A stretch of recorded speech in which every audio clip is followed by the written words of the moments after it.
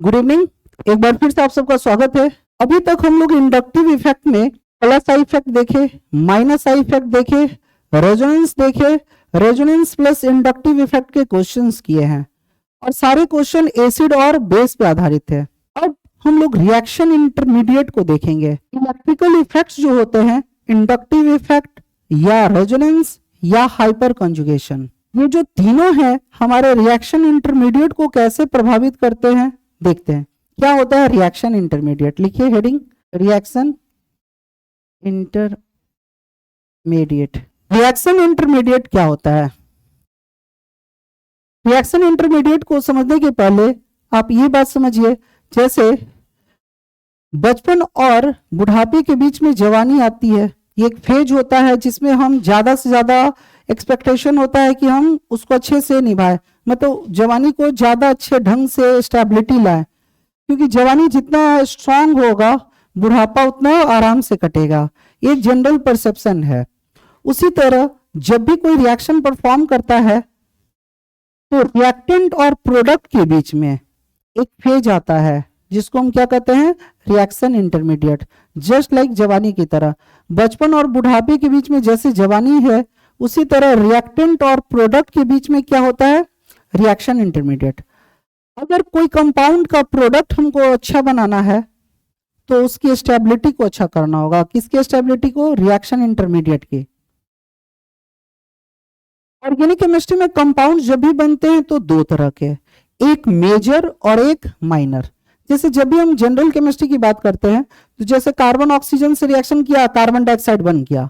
कैसे बना इसकी कोई भी थ्योरी नहीं है, बस ये कि कार्बन के मॉलिक्यूल्स ऑक्सीजन के मॉलिक्यूल से टकराया और कार्बन डाइऑक्साइड बन गया। आपको भी याद करा दिया गया, हमको भी याद करा दिया गया, ऐसा होता है ये मानकर हम सभी कोई चलते आए हैं। लेकिन ऑर्गेनिक केमिस्ट्री में ऐसा नहीं है। ऑर्गेनिक केमिस्ट्री कहता है कि जब भी कोई प्रोडक्ट बनता है ना तो उसका एक सुटेबल रीजन होता है, और कैसे हुआ, रिएक्टेंट प्रोडक्ट में कैसे बदलता है, इसका एक सुटेबल मैकेनिज्म है। और इस मैकेनिज्म में ही हमको पढ़ने को मिलेगा इंटरमीडिएट। जब भी हम कोई प्रोडक्ट बनाएंगे ना तो हर प्रोडक्ट का एक इंटरमीडिएट होता है। इंटरमीडिएट जितना स्टेबल होगा प्रोडक्ट उतना मेजर बनेगा। अगर इंटरमीडिएट कमजोर है तो माइनर प्रोडक्ट बनाएगा। अब ये मेजर प्रोडक्ट का मतलब क्या होता है, माइनर प्रोडक्ट का मतलब क्या होता है? जैसे अगर सपोज कीजिए आप 1 लीटर तेल लेते हैं और आप अपने गाड़ी में डालें, गाड़ी 90 का माइलेज देता है, मतलब 1 लीटर में 90 किलोमीटर गाड़ी चलता है। और एक और गाड़ी है हमारे पास, हम उसमें 1 लीटर तेल डालें और मात्र 7 से 15 किलोमीटर ही चलता है, तो हम क्या कहेंगे कि पहले वाली गाड़ी की माइलेज बहुत अच्छी है, 1 लीटर में वो 90 किलोमीटर चलता है और एक 7 से 15। तो देखा गया कि जब भी ऑर्गेनिक केमिस्ट्री में कोई रिएक्शन होता है ना तो दो तरह के प्रोडक्ट बनते हैं। रिएक्टेंट सेम है और एक ही रिएक्टेंट से एक बार 90 से 95% प्रोडक्ट बनता है। ऐसा इसलिए क्योंकि कभी भी इनपुट आउटपुट के बराबर नहीं होता है। जैसे ऐसा नहीं हो सकता कि 100% इनपुट 100% आउटपुट में बदल जाए। तो जब भी रिएक्शन होता है ऑर्गेनिक केमिस्ट्री में, तो सपोज कीजिए हम 1 लीटर तेल भरा है, मतलब हमारा रिएक्टेंट 1 लीटर है, तो 90 से अगर 95% मेरा प्रोडक्ट बनता है तो वो मेजर प्रोडक्ट होता है। अगर हम कोई रिएक्शन करवाएं और 7 से 15% ही प्रोडक्ट फॉर्म होता है तो वो माइनर प्रोडक्ट है। तो एक ही रिएक्टेंट, सपोज कीजिए हमको कोई 10 केजी कोयला दिया, तो हम क्या चाहेंगे कि 90% तक कोयला जल जाए, 10% अनबर्न्ड बचे। मान लीजिए किसी वजह से नहीं जला, राख के रूप में या अनबर्न्ड के रूप में बचे, तो हम कहेंगे कि कोयला अच्छा जला। और सपोज कीजिए हम 10 केजी कोयला खरीदे और 7 से 15% ही कोयला जला, तो इसका मतलब 85%, 80 से 85% कोयला मेरा बर्बाद हो गया, तो हम नुकसान में चले जाएंगे। चलो एक आध दिन की बात रही तो हम बर्दाश्त कर लेंगे। लेकिन अगर हम कोई इंडस्ट्री सेटअप किए हुए हैं, हम कोई कमर्शियल प्रोडक्शन करते हैं, तो कोई भी मुनाफे का बिजनेस करना चाहेगा कि हम कोई ऑर्गेनिक रिएक्शन कर कर कोई प्रोडक्ट बना रहे हैं तो हमारा जितना इनपुट है उससे बहुत ज्यादा आउटपुट मिले, है ना, तो फायदा होगा। पता चला कि हम इनपुट लगा रहे हैं, एक को 90% प्रोडक्ट फॉर्म हो रहा है और एक को 7 से 15 हो रहा है, तो जिसको 90% आउटपुट मिलेगा उसका इंडस्ट्री तो बहुत अच्छा है। जो 7% प्रोडक्ट फॉर्म कर रहा है तो उसका तो ऐसे ही मार्केट में वो तो बाहर हो जाएगा, घाटे में चला जाएगा, है ना। तो हमेशा रिएक्शन करते समय हमको प्रोडक्ट को मेजर बनाना है, जब तक कि कोई माइनर पूछे नहीं। तो जब भी आज के बाद ऑर्गेनिक केमिस्ट्री आप पढ़ेंगे ना, तो हमेशा कोई रिएक्शन आएगा ना, तो कुछ लिखा हुआ नहीं है कि इसका प्रोडक्ट बनाओ, तो हमको हमेशा मेजर बनाना है। हालांकि जब भी ऑर्गेनिक केमिस्ट्री होगा ना, रिएक्शन तो दो तरह के प्रोडक्ट बनता है, एक मेजर और एक माइनर। ये हमारे ऊपर होगा, ये हमारे ऊपर इस सेंस में होगा कि उसका इंटरमीडिएट कैसा है। जिस रिएक्शन का इंटरमीडिएट जितना स्टेबल होगा वो मेजर प्रोडक्ट होगा, इंटरमीडिएट अगर अनस्टेबल रह गया तो माइनर। यानी अगर हमको कोई रिएक्शन का प्रोडक्ट बनाना है, यानी ऑर्गेनिक केमिस्ट्री में रिएक्शन को हमको याद नहीं करना है, तो हमको क्या करना होगा, इंटरमीडिएट की अच्छी जानकारी होनी चाहिए। 4 तरह के इंटरमीडिएट होते हैं जिसको आपको अच्छे से समझना है। अभी हम लोग जीओसी कर रहे हैं, जीओसी में क्या होता है ना, रिएक्शन करने के पहले जो यूज होने वाले अंदर में जानकारियां हैं, कॉन्सेप्ट है, उनको पढ़ते हैं। तो अगर जो बच्चा रिएक्शन इंटरमीडिएट को समझ जाएगा तब तो जाकर प्रोडक्ट बनाएगा, ठीक है ना। तो शुरुआत करते हैं, लिखिए रिएक्शन इंटरमीडिएट क्या होता है। इट इज अ फेज, एक फेज की तरह होता है, अवस्था होता है। It is a phase between reactant and product. Organic chemistry की दुनिया बहुत छोटी है, लिमिटेड कॉन्सेप्ट है, उनको अच्छे से समझना है और उसमें मास्टर बनते जाना है। It is a phase between reactant and product. as the stability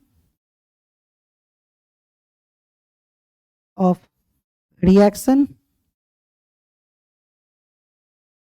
intermediate increases, stability of compound या product, stability of product will increases।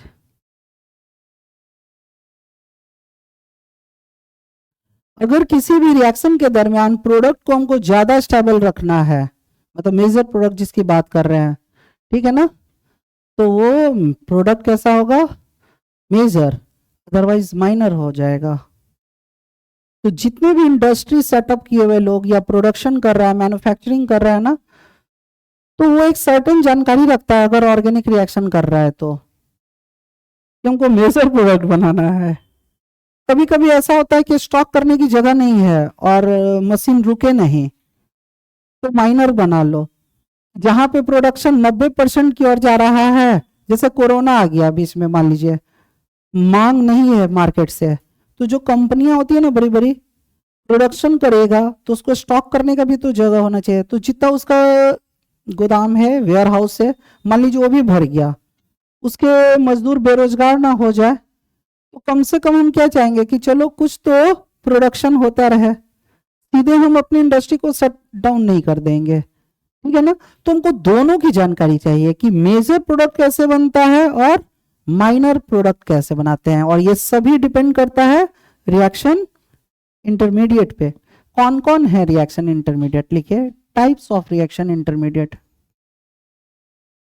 Types of reaction intermediate.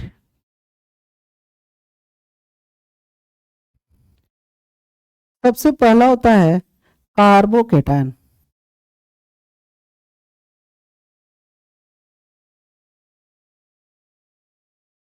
दूसरा होता है फ्री रेडिकल,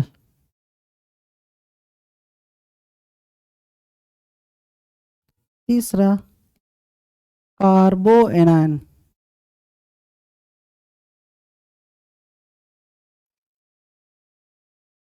चौथा होता है कार्बीन्स और पांचवा होता है नाइट्रीन्स।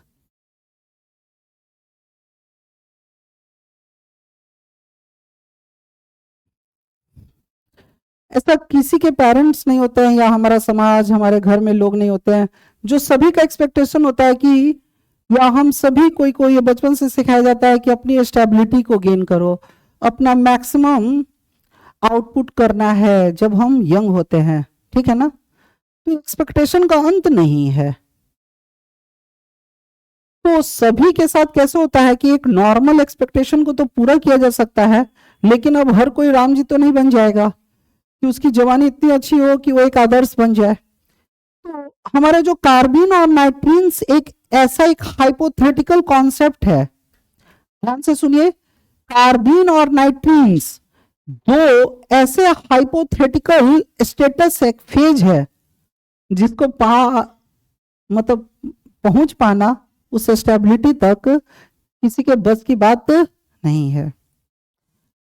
फिर से एक बार सुनिए, जैसे हम सभी के से एक्सपेक्टेशन होता है, हम भी फादर, हम चाहेंगे मेरा बच्चा बहुत अच्छा हो, वो अपनी जवानी में इतना कुछ कर ले, ऐसा हो जाए वैसा हो जाए।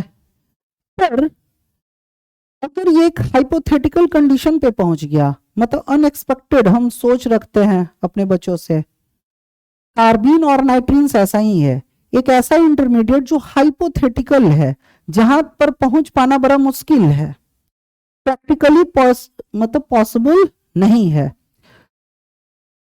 जितने भी ऑर्गेनिक केमिस्ट्री में रिएक्शन होते हैं ना, वो इन तीन के वजह से होते हैं, कार्बोकेटाइंस, फ्री रेडिकल्स और कार्बोएनायंस के वजह से। ये जो दोनों है ना, केवल थ्योरी में ही सिमट जाता है। क्योंकि जैसे अगर हम राम जी की परिकल्पना या सीता की परिकल्पना करते हैं तो हर पुरुष में राम एक है, हर नारी में सीता एक है, क्योंकि इतना ही आदर्श सेटअप कर चुका है ना, स्टेबिलिटी का एक ऐसा सिंबल है जहां तक कोई पहुंच ही नहीं पाएगा। ऐसा ही ये दोनों है, ठीक है ना, इसलिए इस पे कोई क्वेश्चन बनता ही नहीं है, ये केवल थ्योरी होता है इस पे, अच्छा ना। सारा प्रॉब्लम ऑर्गेनिक केमिस्ट्री की पूरी दुनिया किन तीनों इंटरमीडिएट पे है, कार्बोकेटाइन, फ्री रेडिकल और कार्बोनाइन। तो हमको ये तीन पे फोकस करना है। उसमें सबसे ज्यादा इंपॉर्टेंट है ये 90% अकेला, जब भी कोई रिएक्शन होता है तो 100% 90% सबसे ज्यादा कौन यूज होता है, कार्बोकेटाइन। कार्बोकेटाइन एक ऐसा चक्रव्यूह है जिसे निकल पाना बड़ा मुश्किल है। इतने सारे इसमें कॉन्सेप्ट है ना, जिसकी शुरुआत अभी हम लोग करेंगे, कार्बोकेटाइन का नींव आज पड़ेगा। अगर आप कार्बोकेटाइन को अगले 10 से 15 दिन में अच्छे से समझते हैं, हम केवल एक वर्ड कार्बोकेटाइन पे अगला 15 दिन तक क्वेश्चन करेंगे, अच्छा ना, कि आगे आने वाला एक साल को आपको अच्छा बना दे। तो आप सभी तैयार होइए एक रहस्य को समझने के लिए, कार्बोकेटाइन। अब विश्वास दिलाते अगर कार्बोकेटाइन समझ गए आपका ऑर्गेनिक केमिस्ट्री खत्म। अगर कार्बोकेटाइन समझ गए तो फ्री रेडिकल समझ गए, दोनों एक ही जैसा होता है, ठीक है ना। 90% योगदान इन्हीं का है और 10% में कार्बोनाइन है। यानी अगर हमको रिएक्शन याद वाद नहीं करना है ऑर्गेनिक में, तो हमको प्रोडक्ट बनाना आना चाहिए। प्रोडक्ट तब बनेगा जब हमको इंटरमीडिएट को समझना होगा, ठीक है ना, उसकी स्टेबिलिटी चेक करना। बस दो छोटे छोटे काम है जो बहुत ईजी है। तो कार्बोकेटाइन की कैसे स्टेबिलिटी चेक करते हैं, इसके रहस्य को समझते हैं। एक छोटा सा अभिमन्यु आपको बनना है। अगर 10 दिन तक आप अच्छे से सुनते हैं ना, अगले 10 क्लास को केवल हम लोग कार्बोकेटाइन कार्बोकेटाइन करते रहेंगे, अच्छा ना। तो एक लंबा समय आपको देंगे समझने के लिए। अगर हम लोग इंस्टीट्यूट में रहते हैं तो कार्बोकेटाइन क्या पूरा सिलेबस ही आता है, हम लोग छठे दिन है तो 6 दिन में हम लोग केवल एसिड बेस पे काम किया है, और अगले 6 क्लास में हम लोग केवल और केवल कार्बोकेटाइन करेंगे, अच्छा ना। शुरुआत कीजिए, कार्बोकेटाइन क्या होता है।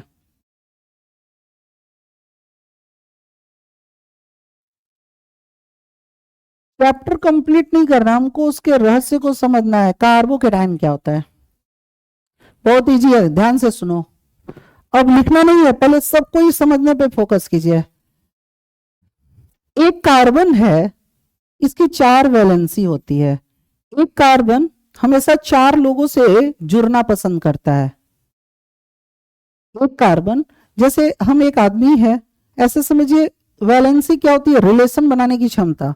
हम 1 से रिलेशन बना सकते हैं, 2 से, 3 से, 4 से, कितना से, तो कार्बन कितने से मैक्सिमम रिलेशन बना सकता है, 4 से। इसको वैलेंसी कहते हैं, या इसको कंबाइन करने की क्षमता कहते हैं। एक कार्बन कितने एटम को और पकड़ सकता है, 4। जैसे हमारी क्षमता है एक साथ मान लीजिए आप 2 को पकड़ने की, मेरी क्षमता है एक साथ 4 को पकड़ने की, ये वैलेंसी कहलाता है। तो एक कार्बन मैक्सिमम कितने लोगों को होल्ड कर सकता है, 4, ठीक है ना।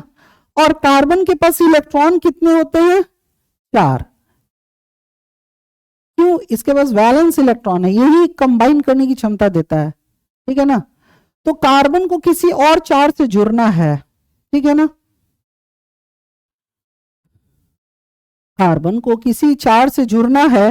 कार्बन आज एक ऐसे आदमी से जुड़ गया, मान लीजिए कार्बन आज एक ऐसे आदमी से जुड़ रहा है जिसके पास कार्बन से ज्यादा इलेक्ट्रॉन है। तो मिनिमम किसी के पास कितना इलेक्ट्रॉन होता है, 1, ठीक है ना, और मैक्सिमम किसी के पास वैलेंस इलेक्ट्रॉन कितना हो सकता है, 7। कार्बन को किसी 4 से जुड़ना था, आज मान लीजिए हम किसी एक्स से जोड़ दिए। एक्स कौन है, जो कार्बन से मजबूत है। कार्बन से मजबूत का क्या मतलब है, एक्स कोई भी होगा जिसके पास 4 से ज्यादा इलेक्ट्रॉन होगा, जो इसके लिए मजबूत। कार्बन के पास कितने इलेक्ट्रॉन है, 4, तो इससे मजबूत कौन होगा, या तो 5 वाला, या तो 6 वाला, या तो 7 वाला।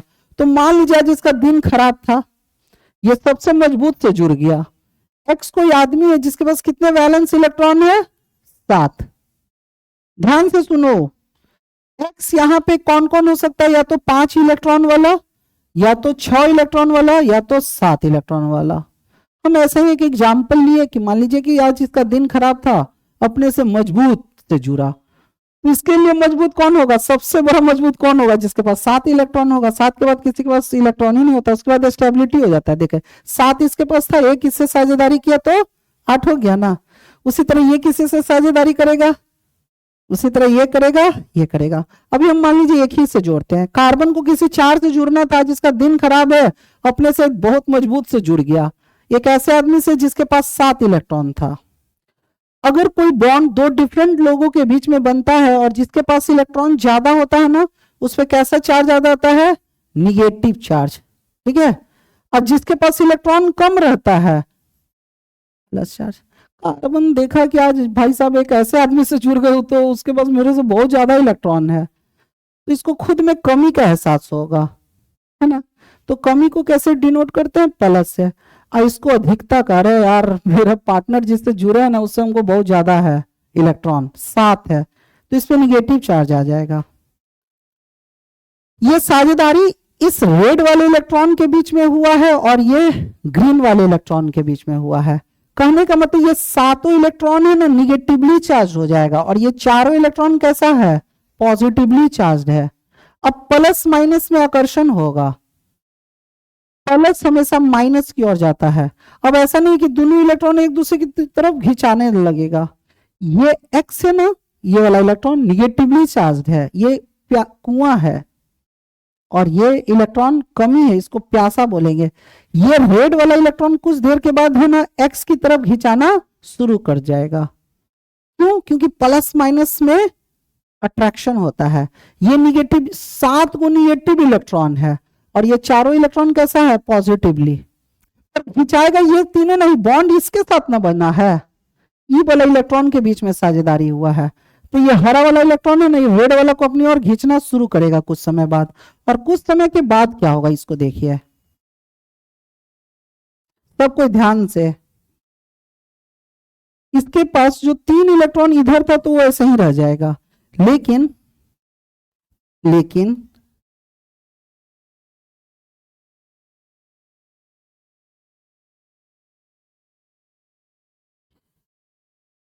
एक्स के पास 7 इलेक्ट्रॉन पहले से था। ये रेड वाला इलेक्ट्रॉन यहां से उठकर कहां चलाएगा, यहां पे कुछ देर बाद, क्योंकि प्लस माइनस में ये निगेटिवली चार्ज है और ये पॉजिटिवली चार्ज है। निगेटिव है ना, प्लस के इलेक्ट्रॉन को अपनी ओर खींचकर थोड़ी देर बाद अपने तरफ ले आएगा। जो ये पार्टनरशिप था टूट जाएगा। क्यों? क्योंकि माइनस ये एक्स क्या किया, अपने पार्टनर के इलेक्ट्रॉन को छीनकर भाग गया, ठीक है ना। अब ये बॉन्ड टूट जाएगा, कैसे? कहने का मतलब कार्बन अपना इलेक्ट्रॉन किसको दे दिया, एक्स को, तो जो देगा प्लस और जो लेगा माइनस। अब हमें इलेक्ट्रॉन से लेना देना नहीं है, जो इलेक्ट्रॉन लूट लिया माइनस और जो इलेक्ट्रॉन दे दिया प्लस। अब हम सब कहानी भूल गए, कौन किसका इलेक्ट्रॉन लिया, किसका वैलेंस इलेक्ट्रॉन था। कार्बन आज एक गलती किया, अपने से मजबूत के साथ जुड़ गया। कार्बन हमेशा ऐसी गलती करता है, उसके पास दो ही ऑप्शन है, या तो अपने कमजोर से जुड़े, मतलब चार्ज से नीचे वाले इलेक्ट्रॉन के साथ रिलेशन बनाए, या तो चार्ज से ऊपर वाले के साथ बनाए। आज एक ऐसे आदमी से रिलेशन बना लिया जिसके पास चार से ज्यादा इलेक्ट्रॉन था, ऐसी स्थिति में वो निगेटिवली चार्ज हो जाता है, कार्बन पॉजिटिवली चार्ज हो जाता है, थोड़ी देर में इसके इलेक्ट्रॉन का पोलराइजेशन हो जाता है। पोलराइजेशन मतलब घिंचाना शुरू कर गया, और कुछ समय के बाद ये रिश्ता समाप्त हो जाता है इस तरह से। कार्बन के पास 3 इलेक्ट्रॉन था, उसमें से एक लेकर भाग गया, तो जो देगा वो प्लस के रूप में टूटेगा, और जो लेगा वो कैसे टूटेगा, माइनस के रूप में। This is called carbocation. सबको समझ में आया? कार्बोकेटायन क्या है? एक कार्बन है, जब वो अपने से मजबूत से रिलेशन बना लेता है, मजबूत कहने का मतलब किसी भी एटम से जिसके पास या तो 5 इलेक्ट्रॉन हो, या तो 6, या तो 7। हम एक एग्जांपल लिए 7 वाले का, उसी तरह जो काम 7 करेगा वही 6 करेगा, वही 5 भी करेगा, ठीक है ना। तो जब कभी भी कार्बन, आज के बाद आपको ध्यान रखना है कि किसी ऐसे आदमी से जुड़ जाए जिसके पास ज्यादा इलेक्ट्रॉन हो, वैसी स्थिति में कुछ ऐसा होने वाला है, एक्स उसके इलेक्ट्रॉन को लेकर भागेगा। तो इतना आज के बाद भजन नहीं गाना है, फटाक से इसके बाद तुरंत सही ये स्टेप लिख देना है, ठीक है ना। और ये बन गया कार्बोकेटायन। एक इंटरमीडिएट है, कोई भी आयंस के रूप में रहना पसंद नहीं ना करता है, ये फिर किसी से जुड़ेगा, है ना। ये अभी अभी एक ऐसे आदमी से रिश्ता बना लिया जो उसको लूट कर भाग गया, अब बेचारा ये ऐसे ही रहेगा, फिर ये किसी नए रिश्ते की तलाश में निकल जाएगा और एक नया स्टेबल प्रोडक्ट बनाएगा। एक आदमी था, इसकी ये जो पहले किसी के साथ रिलेशन में था, ठीक है ना, सपोज कीजिए कि इसको धोखा देकर निकल गया, अब ये अनस्टेबल इसी अवस्था में थोड़ी रहेगा, ये जो गलती किया है ना अब इसको सुधारेगा और किसी स्ट्रांग रिलेशनशिप में जाएगा, ठीक है ना। अब इसके ऊपर है, अगर ये ऐसा करता है तो मेजर प्रोडक्ट बनाएगा, अगर ये ऐसा नहीं कर पाया तो क्या बनाएगा, माइनर प्रोडक्ट। सबको समझ में आ रहा है? फिर से एक बार, कार्बन जब अपने से मजबूत से जुड़ेगा तो आज के बाद ये सब स्टेप इतना नहीं जाना, फटाक सा कार्बन पे प्लस और जो रिलेशन में था माइनस, ठीक है। कार्बोकेटायन क्या होता है, एक ऐसा कार्बन जिसपे प्लस चार्ज हो और 3 ओपन वैलेंस हो, अभी भी 3 से जुड़ना इसको बाकी है ना। तो कार्बोकेटायन क्या है, एक ऐसा कार्बन जिसपे प्लस चार्ज हो और 3 अभी भी किसी से जुड़ना हो, इसको ओपन वैलेंसी बोलते हैं ना। तो सबसे पहला काम है आप इसको लिखना, एक तरफ से शुरू कीजिए, हम यहां से लिखते हैं।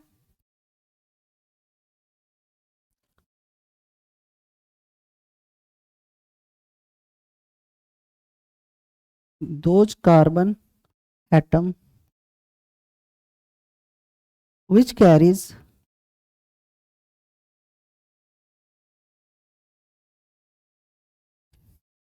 one positive charge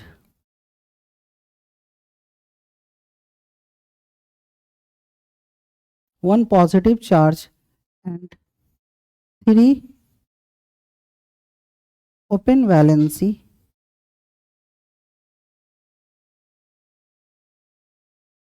are called carbocation. एक ऐसा कार्बन जिसके पास एक प्लस चार्ज हो और 3 ओपन वैलेंसी हो, क्या कहलाता है, कार्बोकेटायन। अभी भी किसी 3 से जुड़ सकता है, ठीक है ना। कहने का मतलब एक शादी करके तो धोखा खा गया, अभी भी इसके पास 3 शादी का ऑप्शन है, अगर अब भी गलती नहीं करेगा तो स्टेबिलिटी की ओर जाएगा, अब गलती किया तो अनस्टेबिलिटी की ओर जाएगा। तो एक कार्बन के पास 4 मौके हैं जिसमें एक अभी धोखा खा चुका है, अभी अभी कोई इसको धोखा देकर गया है जो इसको कार्बोकेटायन बना दिया।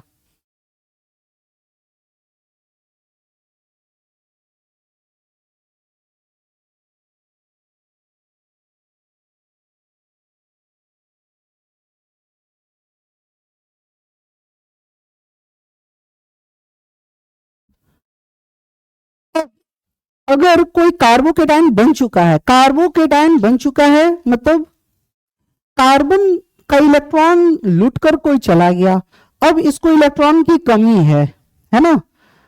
अब हम इसको स्टेबिलिटी कैसे देते हैं, चलिए check. Next, stability of carbocation, ये आज का अंतिम टॉपिक है, अब अच्छे से इसको समझना है।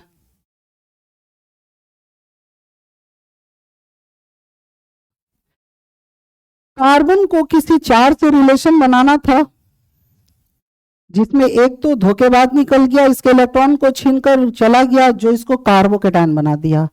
अभी भी इसको किसी 3 से जुड़ना है। तो कार्बन जब देखता है कि अभी अभी हम लुट चुके हैं, ऐसी स्थिति में अभी भी इसको 3 से रिलेशन बनाना है। अब ये क्या करेगा, अभी भी इसको 3 किसी से रिलेशन बनाना है, ऐसी स्थिति में पहला क्या करेगा, अगर इसको स्टेबिलिटी चाहिए तो ये क्या करेगा, ईडीजी से जुड़ेगा, किसी भी ईडीजी से जुड़ेगा। ईडीजी किसको बताएं, इलेक्ट्रॉन्स डोनेटिंग ग्रुप। ईडीजी कौन होता है, इलेक्ट्रॉन डोनेटिंग ग्रुप। इलेक्ट्रॉन देने वाला कौन कौन है, कार्बन चेन। यानी अगर कोई कार्बोकेटायन है तो कोशिश कीजिए कि आप उसको ईडीजी से जोड़िए। अभी भी कोई 2 और है, अगर दूसरा भी ईडीजी आ जाए तो और अच्छी बात है, इसकी स्टेबिलिटी और अच्छी होगी। ये लूटा हुआ आदमी है, जितना मदद करने वाला आ जाए उतना अच्छा है। अगर तीसरा भी ईडीजी आ गया तो और अच्छी बात है। यानी अगर आपको कभी भी कार्बोकेटायन दिख है और उसकी स्टेबिलिटी को बढ़ाना है तो क्या करना है, तीनों ईडीजी जोड़ दो। ईडीजी में सबसे ताकतवर कौन होता है, 3 डिग्री कार्बन, फिर 2 डिग्री और फिर 1 डिग्री। यानी ईडीजी जितना देने वाला मजबूत होते जाएगा ना, कार्बोकेटायन उतना मजबूत होगा। बस समझ गया, लिखो as the strength of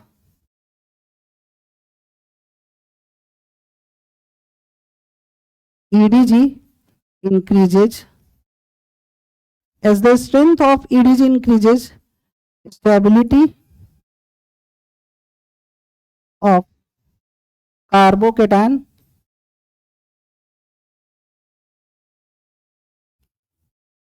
increases.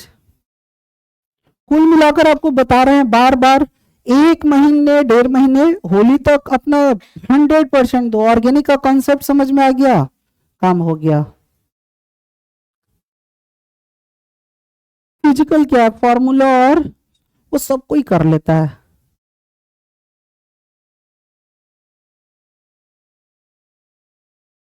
ये पूरी तरह से लॉजिकल है, एक बार समझ गए फिर दोबारा मेहनत की जरूरत नहीं है। अभी भी इसको किसी 3 से जुड़ना था, इस बार ये तीनों एडीजी अच्छे लोगों से रिलेशन बना लिया, जो लूटने वाला नहीं था देने वाला था, तो इसकी स्टेबिलिटी अच्छी हो जाएगी। अब आप समझ ही गए, इसको बर्बाद होना है फिर से तो किससे जुड़ेगा, EWG से। EDG मतलब इलेक्ट्रॉन डोनेटिंग ग्रुप, इलेक्ट्रॉन्स देने वाले। ये देखो एरो दिखा रहे हैं कि इलेक्ट्रॉन्स देने वाला। फिर से एक कोई कार्बोकेटायन है, अभी अभी किसी से लूटा है बेचारा, ठीक है ना, अभी अभी कोई इसको इसके इलेक्ट्रॉन को लिया है और इसका दिन खराब है मान लीजिए, फिर ये अभी अभी गलती किया था, किसी ऐसे से रिलेशन बनाया जो इसका इलेक्ट्रॉन लेकर भागा, अभी भी ये नहीं समझेगा और फिर से रिलेशन किससे बना लिया, किसी EWG से। तो पहले ही से लूटा हुआ है, ये आ गया तो और इसको बर्बाद कर देगा। ये अभी भी नहीं संभला और फिर अगला फिर रिलेशन किसी ईडब्ल्यूजी से बना लिया तो और गया। हद तो तब हो जाएगी इसके बर्बादी का जब तीनों का तीनों कौन आ जाएगा, ईडब्ल्यूजी। ईडब्ल्यूजी में अगर सपोज कीजिए कि नाइट्रो आ गया, NO2 आ गया तो और बर्बाद कर देगा। फ्लोरीन, क्लोरीन, ब्रोमीन ये सब आया तो थोड़ा कम ही बर्बाद करेगा।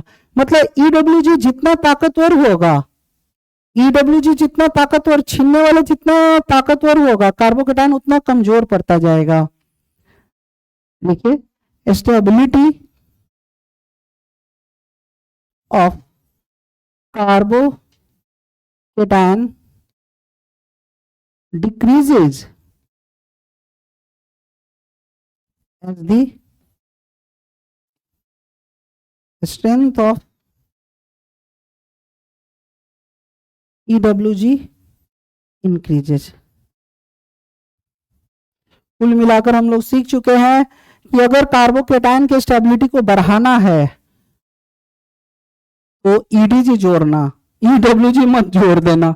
EWG जोड़े तो कमजोर हो जाएगा, माइनर प्रोडक्ट बनाएगा, और EDG जोड़ेंगे तो मेजर प्रोडक्ट बनेगा। उम्मीद है आज का क्लास सबको समझ में आया होगा। बहुत बहुत धन्यवाद। Good night.